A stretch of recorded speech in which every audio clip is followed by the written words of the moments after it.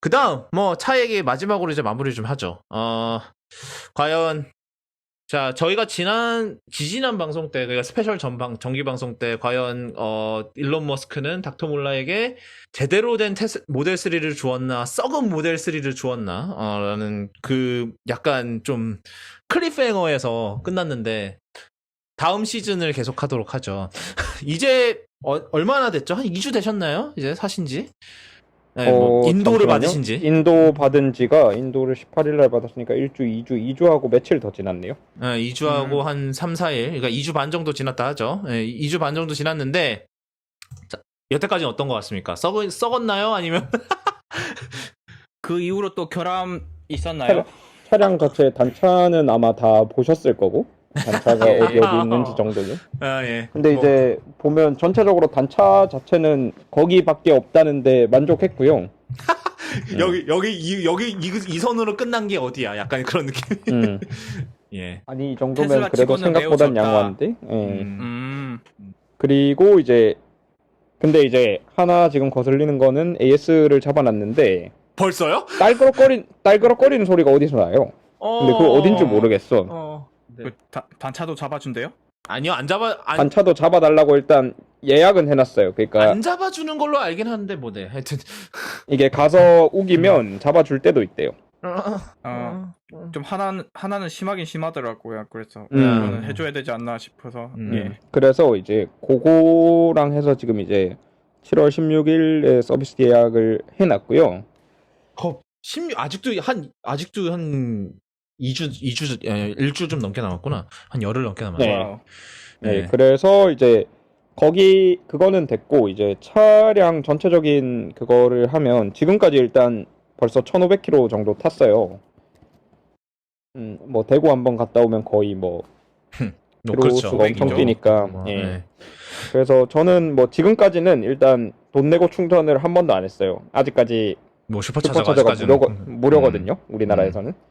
거기다가 이제 지금 사무실 근처에 여의도 슈퍼차저가 있어서 한 5분에서 10분 사이로 차 타면 도착할 수 있는 곳에 슈퍼차저가 있어서 지금까지는 이제 충전은 다 공짜로 했고 이제 굉장히 만족스럽고요. 그리고 뭐 대구까지 이제 꽤 장거리를 뛴 거니까 서울에서 대구 다시 대구에서 서울 이렇게 올라온 꽤 장거리를 뛴 거니까 이제 뭐 나쁘지 않았어요. 모델 3가 이제 생각보다는 좀 이게 서스펜션이 약간 좀 단단한 서스펜션이고요.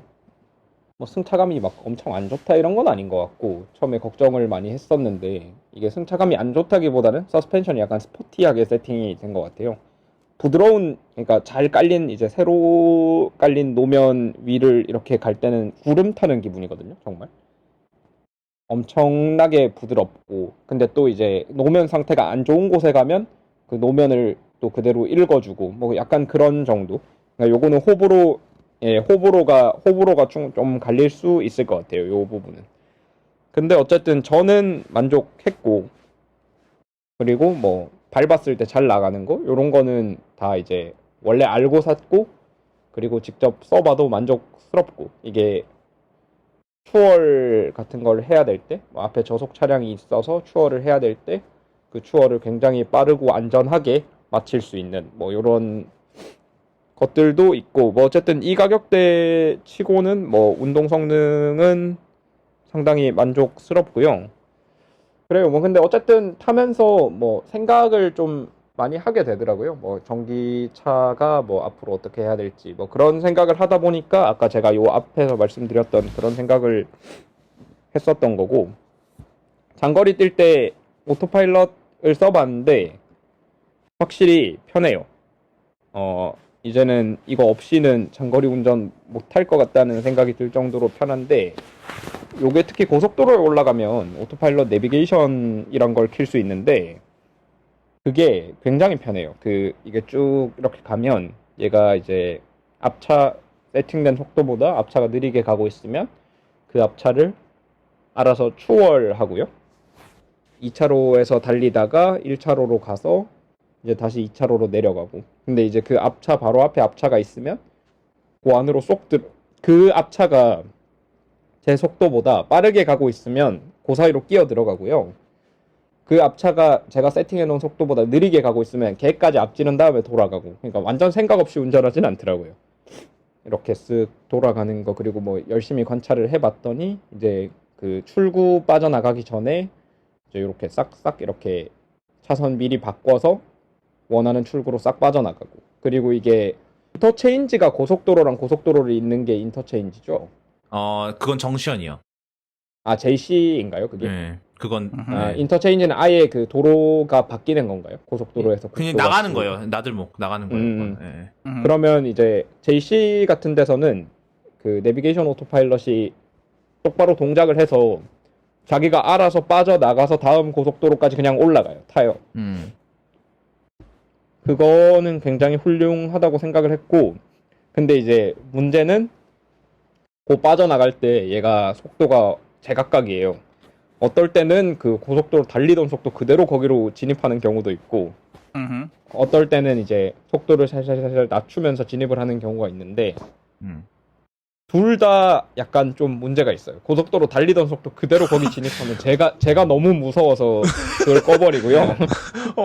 아니고 뭐 이 차가 그걸 돌아 나갈 수 있는지 없는지를 떠나서 제가 너무 무서워서 그걸 끄고 이제 거기서는 제가 운전했다가 다시 올라가면 다시 켜고 이렇게 했는데, 근데 이제 반대로 또 그 거기에 맞춰서 속도를 줄여서 빠져나갈 때는 너무 느려요. 그러니까 이게 보통 그런 램프 구간 속도가 40인데 제가 혼자 가고 있을 때는 그 40으로 가도 상관이 없는데, 보통 이제 거기서 속도를 그렇게 줄이고 40으로 진입을 하면 뒤에 차가 엄청나게 바짝 따라붙은 다음에 거의 뭐 위협식 운전을 하더라고요.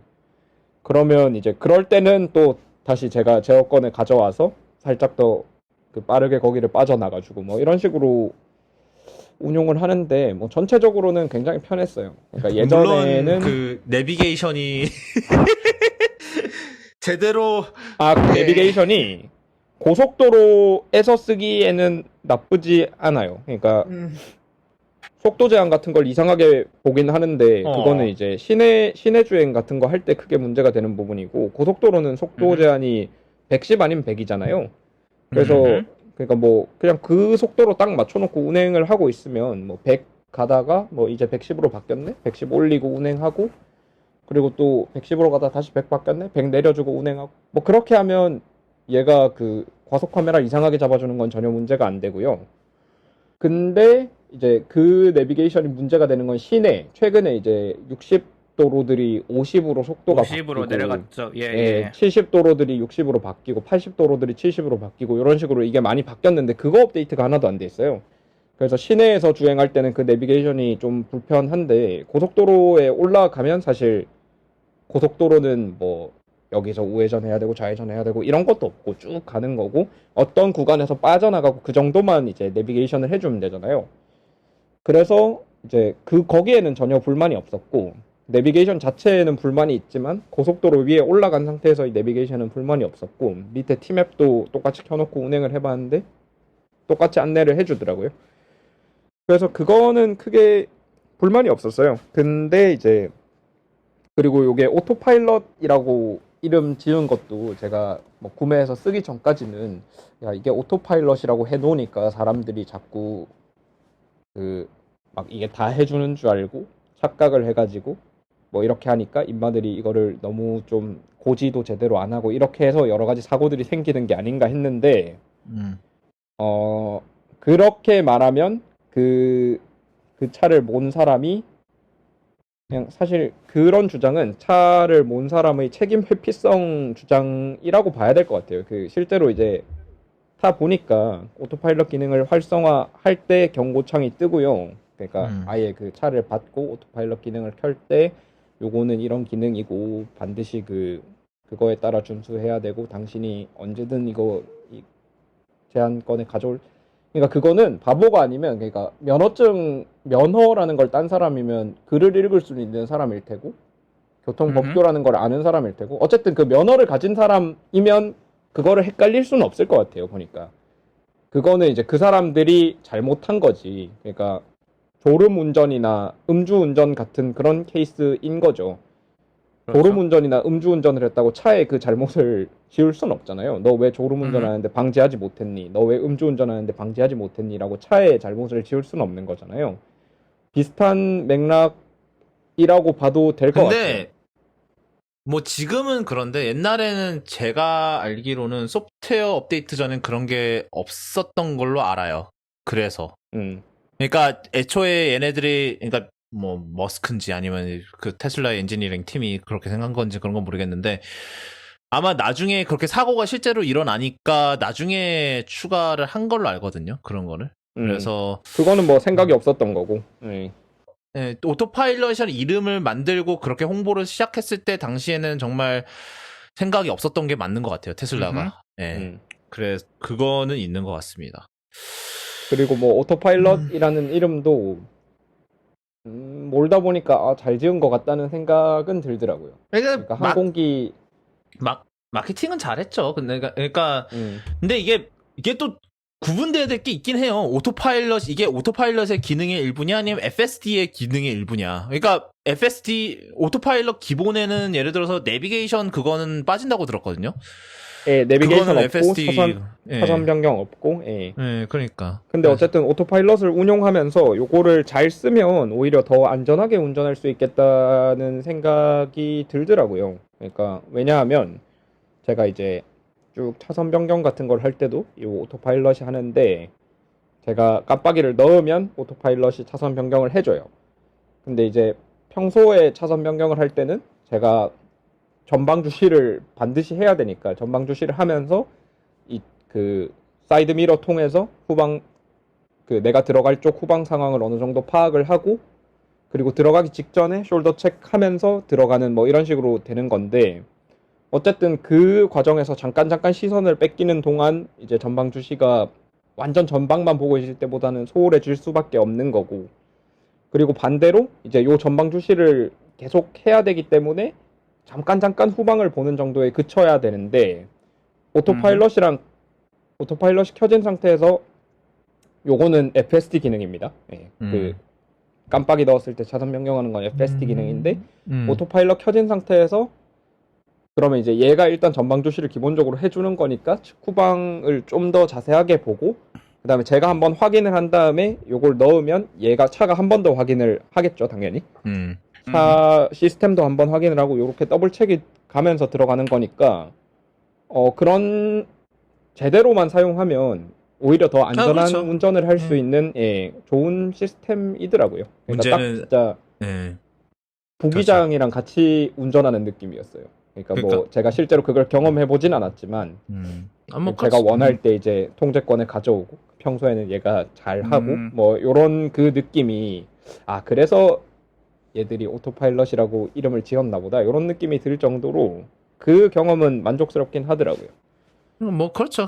제 생각에는 오토파일럿이라 이름 자체는 정말 좋은 마케팅 패키징이다. 왜냐하면은 사실 오토파일럿이라는 그러니까 FSD는 빼고 오토파일럿이라는 그 기능셋 자체가 제공하는 뭐 어댑티브 크루즈나 아니면은 뭐 또 뭐 있니? 어댑티브 크루즈나 이제 레인 어시스트나 이런 거는 사실 대부분 다 있거든요. 뭐 이거 테슬라 이전에도 있었고, 그러니까 벤츠가 이미 메르세데스 벤츠가 이미 S 클래스에서 이미 한 2000년 후반때 이미 한 10년 전에 이미 했던 거예요. 어댑티브 크루즈 같은 경우는. 근데 이게 테슬라가 잘한 거는 이거를 정말 깔쌈하게 잘 묶어서 이제 오토파일럿이라고 이름을 마케팅을 그렇게 한 건데 근데 이제 그 이후에 일어난 일련의 사건들은 이 마케팅의 결국 부작용이죠, 사실. 그러니까 너무 맹신을 해서 그 짓거리를 했다가 사고가 나고 그리고 이제 그것 때문에 이제 단체로 싸잡아서 욕을 먹고 뭐 테슬라 그렇게 운전하는 운전자들 다 싸잡아서 욕 먹고 근데 진짜 겁도 없다 싶어요. 저는 아무리 그걸 해도 안 되겠던데 얘한테 그러니까 아직까지 100% 신뢰를 못 줘요. 예. 뭐 저도 한 10,000km 타면 어떻게 바뀔지 모르겠지만 그러니까 아까 닥터몰러님은 미래는 뭐 자율주행 이러지만 사실 아직 지금 당장 2020년 현실은 아직은 좀 그렇죠. 아무래도 그러니까 물론 머스크 주장은 지금 현재 모델 3 하드웨어는 나중에 완전 자율주행을 할 수 있는 하드웨어다라고 하는데 그래도 좀 불안하죠. 뭐 하여튼 네.